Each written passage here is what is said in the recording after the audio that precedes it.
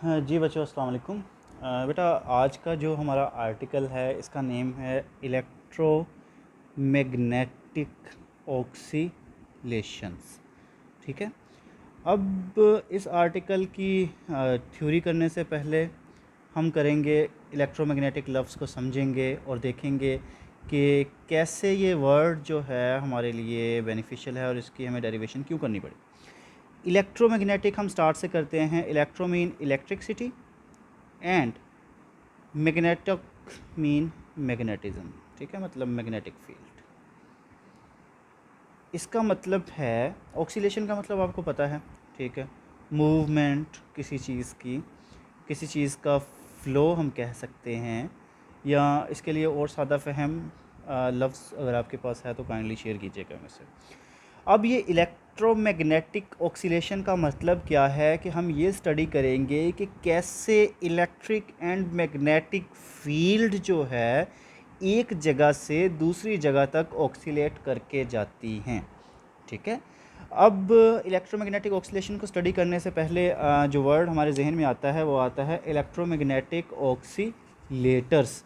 Electromagnetic ऑक्सीलेटर्स का mean ऐसी devices जो इलेक्ट्रोमैग्नेटिक वेव्स को एक जगह से दूसरी जगह ट्रैवल करने में हेल्प करती हैं, या ऐसी डिवाइसेस जो इलेक्ट्रोमैग्नेटिक वेव्स को जनरेट करने में हेल्प करती हैं, उन डिवाइसेस को कहा जाता है इलेक्ट्रोमैग्नेटिक ऑक्सीलेटर्स।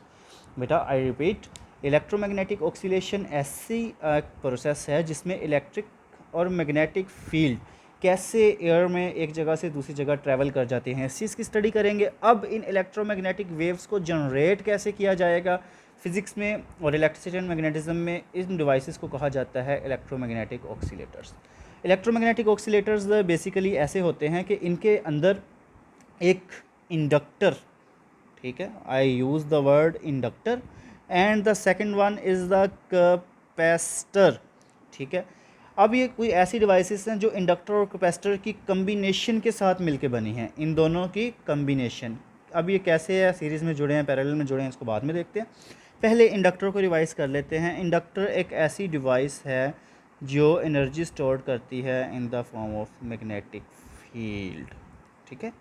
और कैपेसिटर हम पढ़ते आए हैं, एक ऐसी डिवाइस है जो एनर्जी स्टोर करती है इन देयर इलेक्ट्रिक फील्ड। ठीक है बेटा, तो ये आपको अब थोड़ा बहुत यहाँ से भी आइडिया हो जाएगा कि हम इन दो डिवाइसेस को क्यों यूज़ करते हैं, क्योंकि हमने ऐसी वेव्स को स्टडी करना है जिनमें इलेक्ट्रिसिटी एंड मैग्नेटिज्म एक साथ। तो अब इलेक्ट्रिसिटी और मैग्नेटिज्म को एक साथ प्रोड्यूस तो नहीं एक डिवाइस कर सकती, तो उसके लिए हम दो अलग अलग डिवाइसेस को लेके उनकी कम्बिनेशन बना लेते हैं। उनकी कम्बिनेशन ऐसे बना लेते हैं कि एक डिवाइस मैग्नेटिक फील्ड प्रोड्यूस कर रही होती है, एक इलेक्ट्रिक फील्ड, और हम आसानी से उनका जो है इफ़ेक्ट, उनका जो कम्यूटेटिव रिज़ल्ट, उनके कॉन्सिक्वेंस, या उनके ऊपर जो भी लॉज फिगर्स वगैरह एप्लीकेबल होंगे उनकी स्टडी कर सकते हैं। बेटा, उम्मीद है कि आपको यहाँ तक ये चीज़ें समझ आ गई होंगी कि ये क्या हैं और ये क्या कहना चाहती। अच्छा बेटा, इलेक्ट्रोमैग्नेटिक ऑक्सीलेटर्स में सबसे पहले इलेक्ट्रोमैग्नेटिक ऑक्सीलेटर्स आते हैं एलसी, इलेक्ट्रोमैग्नेटिक ऑक्सीलेटर्स। एल का मतलब मैंने आपको बताया, सी का मतलब मैंने आपको बताया। तो बेटा, अब एक ऐसा सर्किट है जिसमें एक साइड पे क्या आपने अटैच कर दिया है इंडक्टर, और एक साइड पे आपने क्या अटैच कर दिया है कैपेसिटर। अब इन दोनों को आपने जब अटैच कर दिया है तो इनके साथ जो कैपेसिटर के अंदर चार्ज स्टोर होता है, इस चार्ज की वजह से जो भी फ्लोइंग होती है, आपको पता है जब चेंज इन करंट आता है तो इंडक्टर जो होता है उसके अंदर एनर्जी स्टोर होती है in the form of magnetic field. तो ये आप देख सकते हैं कि इलेक्ट्रिसिटी की हेल्प से आपने मैग्नेटिक फील्ड को भी प्रोड्यूस करवा दिया। तो ये छोटी सी थी एक टर्म एलसी इलेक्ट्रोमैग्नेटिक ऑक्सीलेटर्स के बारे में। मैं फिर बता दूं बेटा, ऐसी डिवाइसेस या ऐसी सर्किट्स जिसमें आप इंडक्टर और कैपेसिटर को, चार्ज कैपेसिटर कैसा होगा, चार्ज्ड, अनचार्ज कैपेसिटर यूज़ नहीं करेंगे, चार्ज कैपेसिटर यूज़ करेंगे।